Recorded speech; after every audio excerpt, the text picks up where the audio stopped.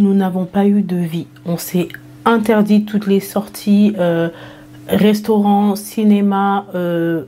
Vraiment, en fait, c'était que le nécessaire.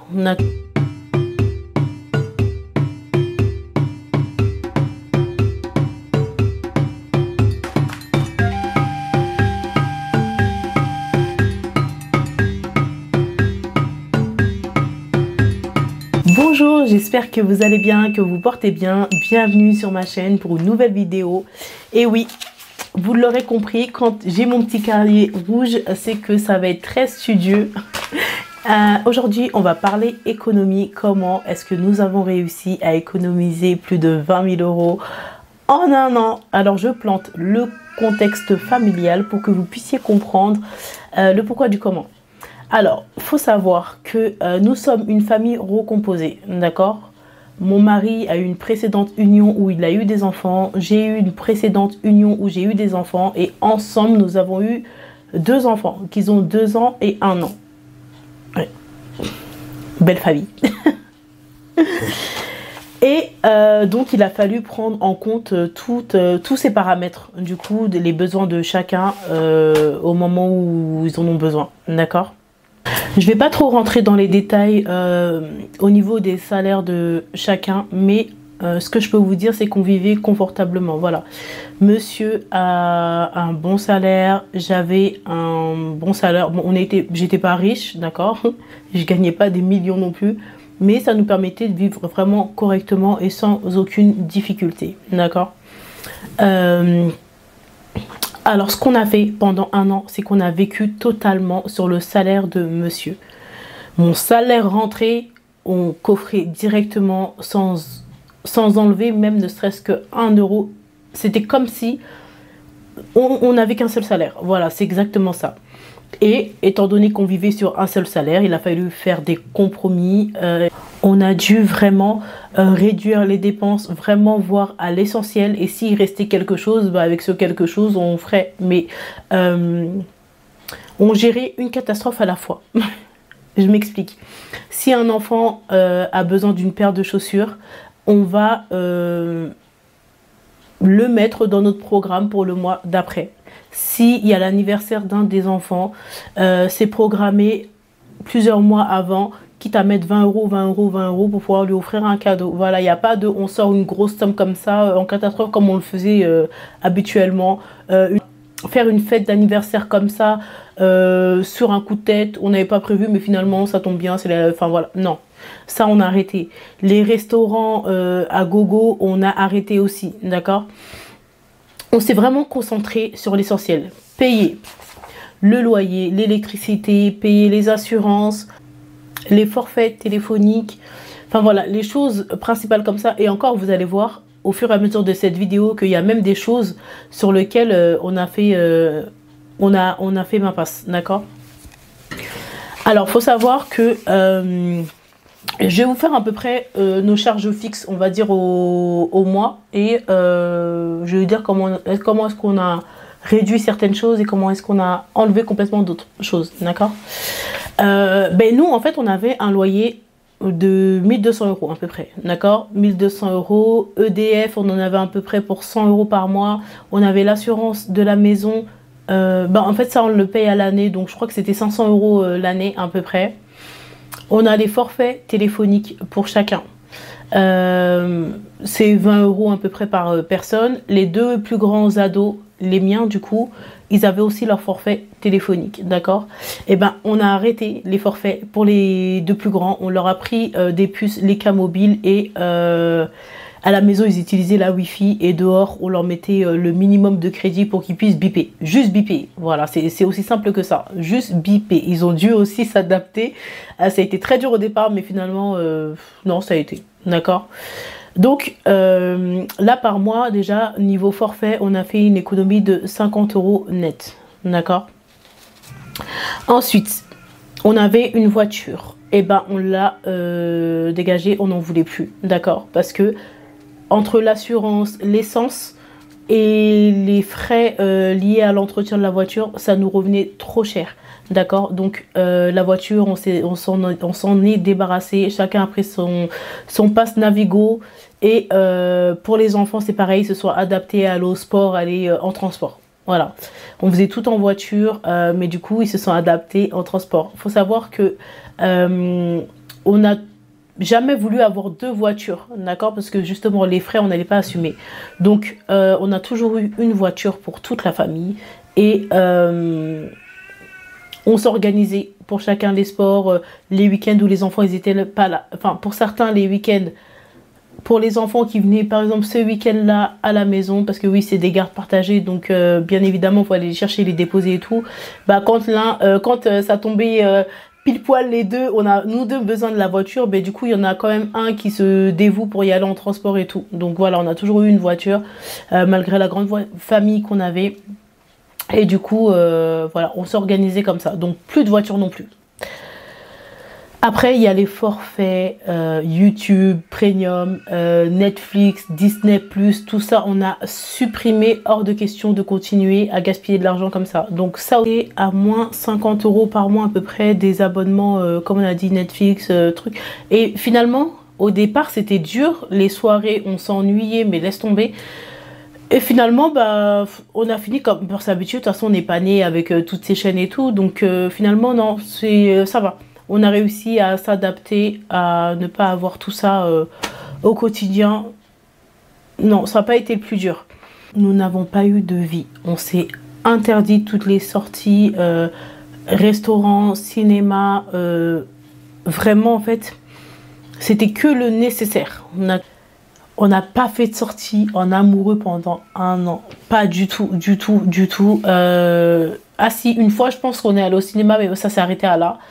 Plus du tout de sortie, alors que nous, on aimait bien ça. On aimait bien sortir le soir pour rien, comme ça, sur un coup de tête et tout. Mais du coup, ça, on a arrêté complètement, complètement, complètement.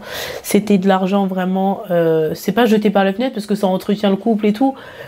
Mais c'est un plus, voilà, si on peut le faire c'est bien, mais si on peut pas, après il y a les courses au mois qu'on faisait, bah on louait une voiture pour la journée. Voilà, c'est aussi simple que ça, ou bah du coup s'il y a mon frère qui est dans les parages, prête-moi ta voiture, je vais aller faire les courses, mais on achetait vraiment plus gros, les choses les plus lourdes, et ensuite voilà, nous on a la chance d'être bien situés quand même, d'accord. Donc on a Lidl à côté, on a Auchan à côté, on a, enfin... Franchement, ça va. Niveau commodité, on n'était pas trop en galère.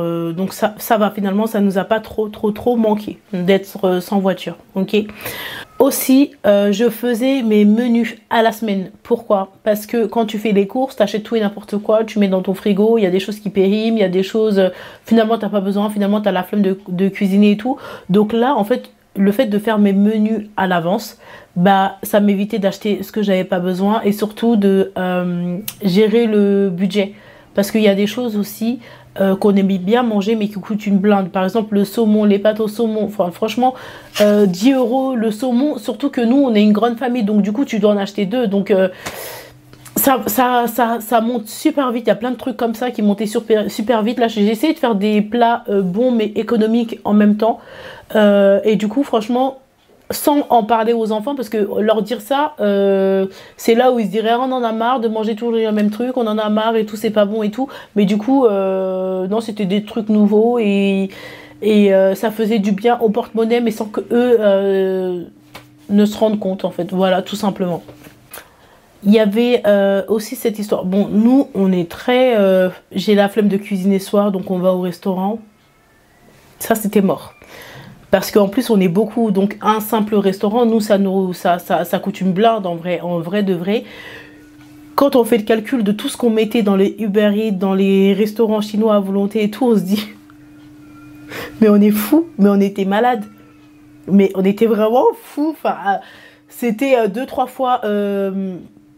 ouais, 2 fois par mois, on pouvait aller au restaurant chinois et tout. D'accord? Tous ensemble. À la maison, j'ai la flemme de cuisiner. En plus, moi, je suis quelqu'un, je déteste faire à manger. Enfin, franchement, ça, c'est mon truc. Je déteste vraiment faire à manger. Donc, du coup, c'était au moins une fois par semaine.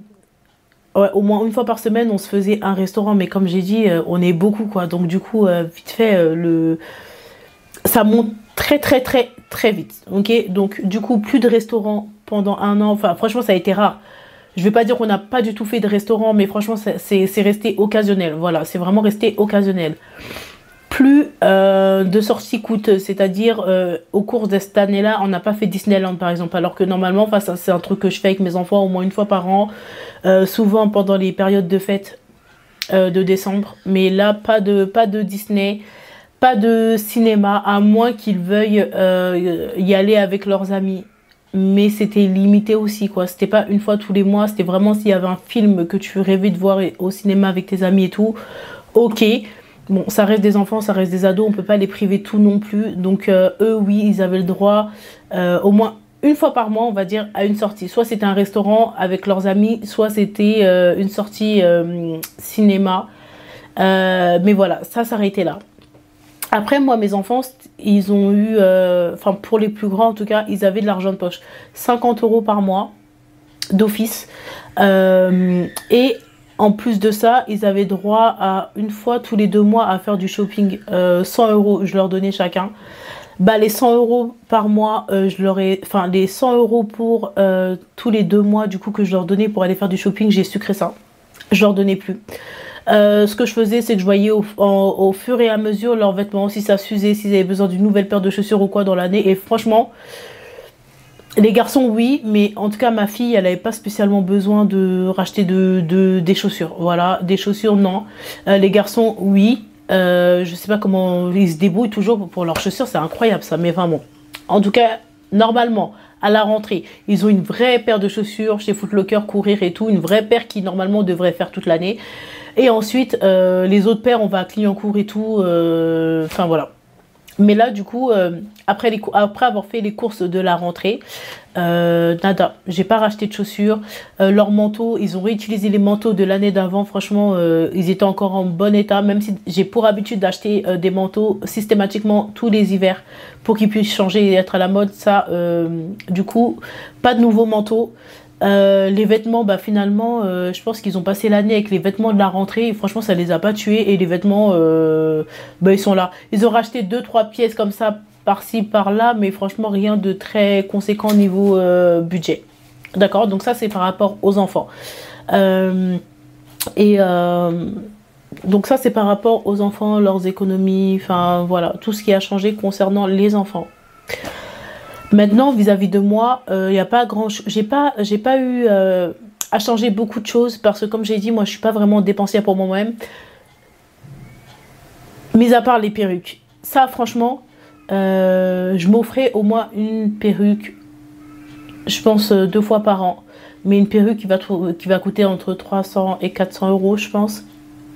De l'année, je me suis pas du tout acheté de perruque. J'ai été me coiffer si besoin. J'ai réutilisé les perruques qui étaient là, quitte à les mettre 100 fois, 10 fois. On les a vues sur ma tête. Enfin, à un moment donné, j'étais tellement gênée parce que je me disais, mais les gens, ils vont se dire, elle a toujours les mêmes perruques, mais tant pis en fait. Je vais pas mettre 300 €. Et d'ailleurs, ça, c'est un truc que je vais pas dire que je referai plus, mais je le referai quand j'aurai vraiment les moyens, d'accord. Mais en fait, mettre 300 € dans des perruques, au jour d'aujourd'hui, je me dis, mais qu'est-ce qui m'est passé par la tête? Des fois, je regarde mes perruques, je me dis, mais 400 € x 4, en fait, mais c'est de la folie de mettre autant dans des cheveux, dans des produits d'entretien. Parce que oui, ça aussi, c'était un truc, moi, les parfums, je peux m'acheter 3-4 parfums d'un coup comme ça à Sephora parce que j'adore ça, parce que j'aime trop ça, les parfums, tout ce qui sent bon et tout, les crèmes parfumées, tout ça en fait. Et ça franchement, ça c'est ma bête noire, c'est là où je dépense le plus, on va dire pour moi, dans les produits cosmétiques, dans tout ce qui est prendre soin de soi et tout ça, j'aime trop. Mais pareil, toute l'année, pas de nouvelles perruques. Pas de nouvelles perruques. Pas toutes les crèmes que j'ai et tout dans ma pièce et tout, ben du coup j'ai commencé à réutiliser ce que j'avais et sans racheter et commencer à vider parce que là il y en a, ça s'accumulait en fait, il y en avait des tas que j'utilise pas et non, donc je me suis arrêtée là, d'accord. J'ai complètement arrêté d'utiliser mon argent pour les produits cosmétiques. Après, vis-à-vis de mon mari, lui, il n'est pas du tout dépensier, il s'en fiche. Son kiff peut-être, ça va être les chaussures. Ouais, je pense que son kiff à lui, c'est les chaussures. Il voit une belle paire de collection et tout, limitée et tout ça. Il va se faire plaisir dans les chaussures. Mais du coup, cette année, il n'y a pas eu de chaussures. Il s'est contenté de ce qu'il avait, mais franchement, ça ne l'a pas vraiment blessé plus que ça. Non, ça ne l'a pas handicapé plus que ça. Étant donné qu'il en a des tas et des tas et des tas, une année sans acheter de chaussures, franchement, ça ne l'a pas tué. Voilà, ça ne l'a pas tué. Après, un autre poste de dépense aussi qui est important pour la maison, c'est que je fais beaucoup de travaux. Je me lasse très vite de mon intérieur et donc les sols, la peinture et tout, normalement, une fois par an, j'aime bien changer. Mais là, en fait, alors de question que je mette mon argent dans ça, tant que c'est propre, il n'y a aucune raison de changer, et surtout que ça coûte hyper cher. Je pense au sol, là, je pense que pour les sols, j'en ai eu pour 1300 €.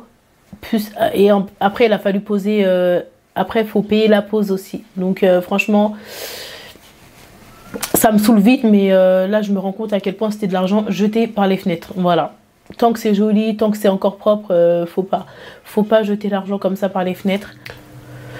Après, à la maison, d'accord, les consommations d'électricité et tout, je tournais les machines en pleine journée. Je pouvais en tourner 2, 3, 4 comme ça sans me soucier. Les lumières allumées partout. L'eau, on ne faisait pas spécialement attention non plus. Donc, en fait, on a réduit aussi les factures un petit peu. Là, on n'a pas eu encore...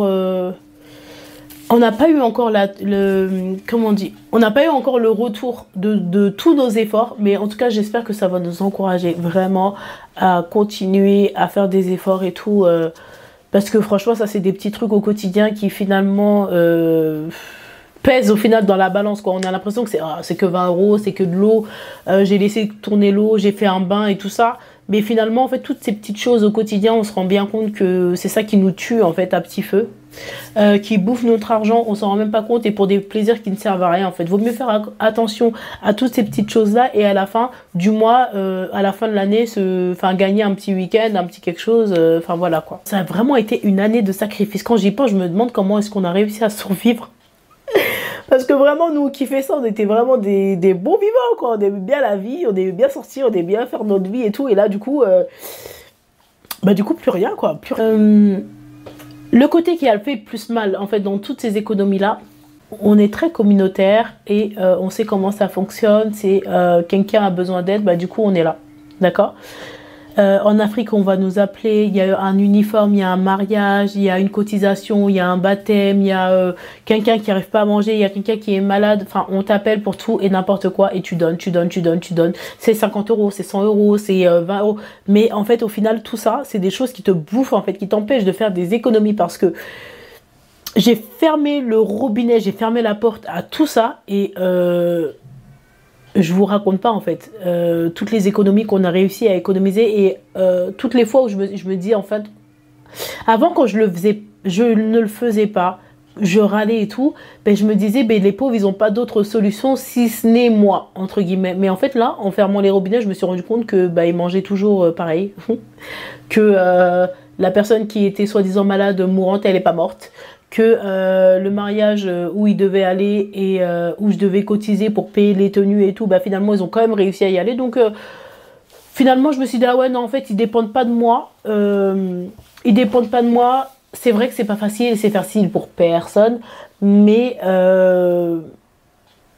faut arrêter de se sacrifier comme ça en fait. Faut arrêter de se sacrifier, faut savoir ce qu'on veut, faut savoir où on veut aller. Donc voilà, je pense que j'ai fait le tour sur comment j'ai économisé, comment est-ce qu'on a réussi à mettre 20 000 €, un peu plus de 20 000 € de côté en une année. J'espère vraiment que ça va vous motiver, ça va vous aider vous aussi à réussir à faire vos économies pour quel que soit le projet. Et surtout, ce que je pense qui nous a fait tenir sur cette lancée, c'est que ça n'a pas été long. Une année, malgré tout, ça passe vite, d'accord? J'ai pas voulu faire sur 3 ans, 4 ans de projet parce que là, c'est vraiment plus dur à tenir. Là, c'est vrai que ça a été drastique. Mais un an s'est passé vite. Et surtout, on avait un projet qui était solide, un projet qui était là. C'est-à-dire on économisait, mais on savait très bien que c'était là, c'était cette date-là, le retour c'était pour cette date-là et pas une autre date. Donc il y avait plutôt intérêt à s'y tenir. Et surtout, les enfants ont bien voulu coopérer avec nous, c'est-à-dire que l'argent, ils avaient compris qu'on mettait de l'argent de côté pour eux, pour notre avenir, pour nos projets, pour notre retour et tout. Donc du coup franchement ils ont été plutôt cool pendant une année, ils ont supporté sans trop broncher. Et je dirais quand même qu'il faut vraiment être deux dans la même vision des choses pour arriver à ça. Parce que si on n'a pas un partenaire qui nous soutient, qui a la même vision que nous, du coup malheureusement ça n'ira nulle part. Parce qu'il ne sera pas là pour épauler, pour faire ses efforts à sa hauteur. C'est-à-dire que si on se met d'accord sur ça et qu'il se met à gueuler, qu'il en a marre de payer les factures, qu'il en a marre de tout acheter, qu'il en a marre d'être le seul à contribuer, du coup vous serez frustré et vous lâcherez l'affaire, quoi. Parce que c'est trop dur en fait mentalement, tout seul c'est vraiment trop dur. Donc voilà, j'espère que cette vidéo vous aura plu. N'hésitez pas, si vous avez des questions, la moindre question, posez-la moi dans les commentaires et j'y répondrai avec plaisir. À bientôt pour une nouvelle vidéo. Abonnez-vous à la chaîne KHD Tourisme.